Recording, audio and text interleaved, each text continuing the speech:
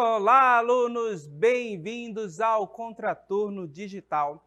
Eu sou o professor Denilson, de Língua Portuguesa, e vou acompanhá-los nesse momento. O que vamos aprender hoje? Colocando aqui do lado o título da nossa aula, bem poético.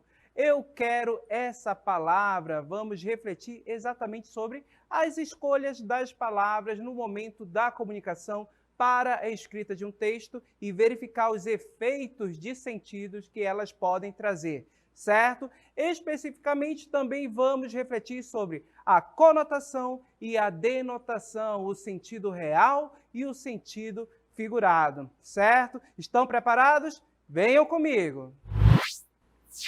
Quando escrevemos um texto ou nos comunicamos com alguém, nós sempre fazemos uma seleção de palavras para esse momento. Essa seleção, pessoal, ela não ocorre de forma aleatória, mas ela é sempre mediada por uma intenção, certo? Então, de repente, quando você seleciona determinada palavra, você tem em mente uma intenção. Um exemplo, você quer vender uma caneta para outra pessoa, certo? Então, você tem que falar sobre essa caneta, sobre o produto para o outro. Então, você vai selecionar palavras que tragam um tom positivo, uma ideia positiva para aquele produto, para aquela caneta. Então, você pode escolher palavras como confortável, maravilhosa, ótima, boa, certo? Então, percebe que essas palavras elas foram escolhidas de forma intencional, querendo trazer uma ideia positiva e despertar na outra pessoa a vontade de comprar essa caneta, certo? Então, você procurou despertar determinado efeito de sentido no outro. Mas o que é o efeito de sentido? O efeito de sentido, gente, é a intenção, é o resultado da interação. Então, de repente, quando eu utilizo determinadas palavras querendo fazer com que o outro compre um produto, tenha vontade de comprar o produto, eu estou procurando gerar esse efeito de sentido na outra pessoa, esse desejo, essa vontade. O efeito de sentido é exatamente isso. A intenção, o resultado, aquilo que você quer despertar no outro, na pessoa com quem você está se comunicando. Certo? Quer um exemplo prático? Vamos observar.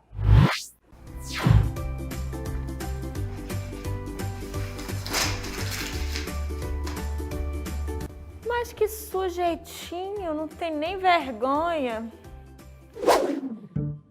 Ai, meu Deus, que cachorrinho lindo! Acabamos de assistir a duas situações. A primeira foi essa. Observem que nós temos dois personagens que estão no parque, um deles está escrevendo e de repente errou um rabisco, alguma coisa, pegou a folha, amassou e jogou no chão, e a outra personagem fez este enunciado aqui, olha só. Mas que sujeitinho, não tem vergonha? Observem aqui que eu destaco para vocês a palavra sujeitinho. Ela utilizou essa palavra, a palavra sujeito, porém no diminutivo. E percebam que traz uma ideia, um tom negativo para a situação, certo? Percebam que a palavra sujeitinho traz uma ideia pejorativa. Perceba que a moça não gostou dessa situação, não gostou do fato do outro personagem ter jogado o papel no chão. Então ela utilizou sujeitinho, escolheu essa palavra para expressar a sua indignação, a sua desaprovação, trazer um tom negativo para essa situação. E é exatamente isso que nós percebemos quando observamos e lemos, certo? Então percebam que a palavra sujeitinho aqui traz um tom negativo. A outra situação é diferente. Observem que a nossa personagem encontrou um cachorrinho na rua. E esse cachorrinho é alguém bonitinho, certo? Aquela emoção, aquela vontade de você pegar aquele cachorrinho que você encontrou na rua bem bonitinho e levar para casa. É a mesma que a nossa personagem tem.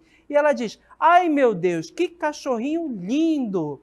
Destaco para vocês a palavra cachorrinho e observem que ela também está no diminutivo. Será que eu tenho um tom negativo aqui? Não. Percebam que aqui a palavra cachorrinho no diminutivo traz um tom positivo, um tom afetivo, traz essa ideia de afetividade. Percebo que ela ficou feliz, alegre ao encontrar esse cachorrinho queria até levar para casa, provavelmente. Mas perceba que aqui eu não posso dizer que eu tenho um tom negativo. Ao contrário, eu tenho um tom positivo. Então percebo que ao ler e ao ouvir e assistir essa cena, eu também percebo isso. Esse efeito de sentido é despertado na pessoa que tem contato com essa situação. A palavra cachorrinho foi selecionada e trouxe para a gente exatamente essa ideia positiva, certo? Então percebo que são duas palavras que foram utilizadas no diminutivo e trouxeram ideias diferentes, efeitos de sentido diferentes. Quer mais exemplo? Vamos observar mais um vídeo.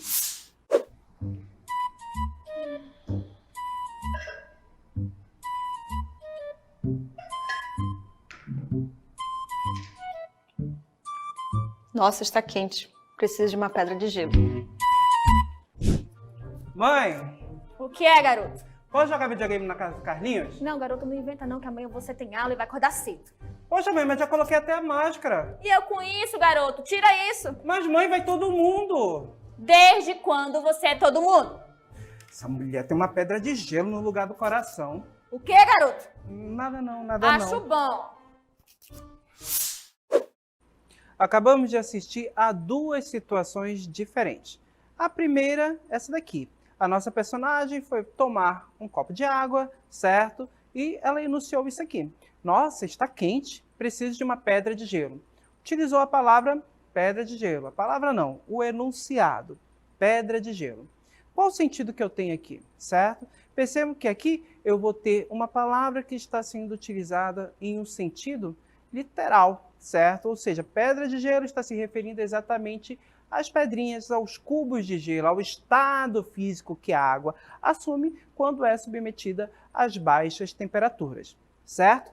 O outro vídeo, diferente. Observe que nós vamos ter ali uma relação entre mãe e filho, certo? E essa relação entre os dois gerou determinada situação em que o personagem diz: essa mulher tem uma pedra de gelo no lugar do coração. Observe que o enunciado pedra de gelo foi utilizado mais uma vez, mas eu posso colocar aqui o sentido, o significado dos cubos de gelo, do estado físico da água? Percebam que não. Aqui a situação é diferente. Percebam que ele diz pedra de gelo no lugar do coração, certo? O coração é o órgão ao qual popularmente as pessoas atribuem o local ali, a produção de sentimentos. Porém, aqui quando diz pedra de gelo no lugar do coração, essa ideia de frio, gelado, ou seja, ele enuncia, ele diz que a mãe não tem sentimentos por não deixar ele ir brincar com os amigos e jogar videogame na casa dos amigos, certo? Olha a situação. Perceba que foram dois enunciados, porém sentidos diferentes. E as palavras da língua portuguesa, a depender do contexto, da situação de uso, elas irão possuir sentidos diferentes. É exatamente o que nós chamamos de conotação e denotação. Vamos compreender melhor? Sentido denotativo. É o sentido literal. Aquele sentido, aquele significado que está lá no dicionário. Percebam que a moça, quando foi tomar um copo de água, a temperatura não estava agradável para ela. Então, ela queria esfriar um pouco mais aquela água. Então, ela disse, preciso de uma pedra de gelo. Percebam que o enunciado pedra de gelo foi utilizado no sentido denotativo, no sentido literal, se referindo exatamente ao estado físico que a água assume quando ela é submetida a baixas temperaturas. Já o sentido conotativo é diferente, ele é o sentido figurado. Percebam que no momento em que o garoto diz à mãe que essa mulher tem uma pedra de gelo no lugar do coração, o enunciado pedra de gelo não pode ser interpretado como um cubo de gelo ou a água no seu estado sólido. Percebam que ali ele procurava se referir a uma ideia de que a mãe não tem sentimentos. Percebam que esses dois enunciados são idênticos, porém, em contextos diferentes, eles assumem sentidos e significados diferentes. E percebam que essa seleção, essa escolha dessas palavras com esses sentidos, conotativo ou denotativo, gera diversos efeitos de sentido também, certo? E a literatura faz isso de maneira fantástica. Acompanha comigo e analisa esse poema. Todos esses que aí estão atravancando o meu caminho, eles passarão. Eu, passarinho. Temos aqui um poema de Mário Quintana. E eu destaco para vocês nesse poema duas palavras, passarão e passarinho. Observem que eu tenho duas palavras que foram escolhidas de forma intencional e despertam na gente efeitos de sentidos diversos. O primeiro que nós podemos observar está exatamente relacionado à ideia de tamanho. Passarão, um pássaro grande, que seriam os problemas, certo? Esses problemas que estão diante de um passarinho, um pássaro pequeno. O eu lírico é pequeno diante desses problemas. Outro sentido, outra ideia que eu posso ter está exatamente relacionada à ideia de algo passageiro, transitório, com o verbo passar. Os problemas passarão, irão acabar, certo? E quando acabar, o que irá acontecer com esse eu lírico? Ele ficará leve, ele ficará livre, feliz, ou seja, ele passarinho, certo? Então são essas ideias que eu posso ter nesse texto com essas palavras que foram escolhidas de forma intencional, para que a pessoa, quando lesse o poema, pudesse ter essas ideias, despertar esses sentidos. Certo? Então vamos agora ao nosso aplicando.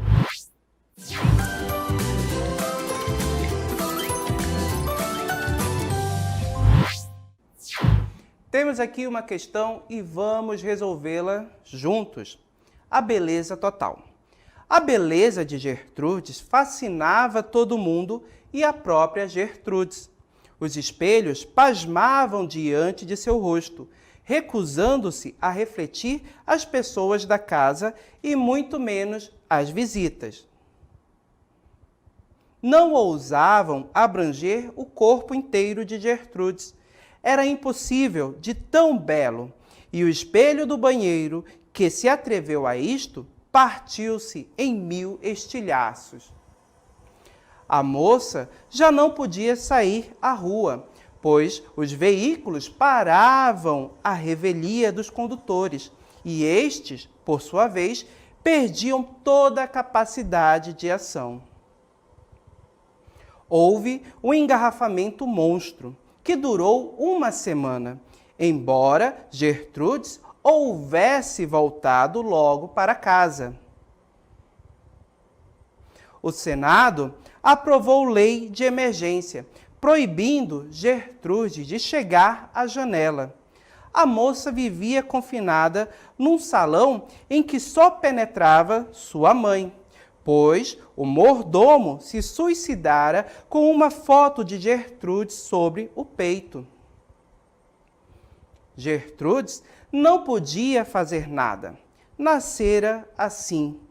Este era o seu destino fatal, a extrema beleza. E era feliz, sabendo-se incomparável. Por falta de ar puro, acabou sem condições de vida, e um dia cerrou os olhos para sempre. Sua beleza saiu do corpo e ficou pairando imortal. O corpo, já então enfezado, de Gertrudes, foi recolhido ao jazigo, e a beleza de Gertrudes continuou cintilando no salão fechado a 7 chaves. Com base nesse texto, vamos à questão. O enunciado, os espelhos pasmavam diante de seu rosto, foi utilizado para, letra A, comparar Gertrudes a outras personagens, B, inferiorizar a beleza de Gertrudes no texto, C, evidenciar a inconformidade de Gertrudes consigo, ou letra D, intensificar a beleza da personagem Gertrudes. Pessoal, observem que o enunciado foi utilizado para intensificar a beleza da personagem. Então, a alternativa correta, letra D. Essa foi a nossa questão. Vamos agora ao nosso resumo. O que aprendemos hoje? Vimos que a escolha de palavras ela não ocorre de forma aleatória, mas de maneira intencional. E quando isso ocorre, nós pegamos palavras que podem gerar efeitos de sentidos diversos. Além disso, você precisa lembrar que as palavras possuem o sentido conotativo e o sentido denotativo. Conotativo, aquele sentido figurado. Denotativo, o sentido literal. Certo, gente? E como eu posso aprender mais? Muito fácil, praticando. Pegue o caderno digital de exercícios e resolva as questões. Assim você vai aprender cada vez mais e desenvolver a habilidade de reconhecer o efeito de sentido gerado pela escolha de determinada palavra.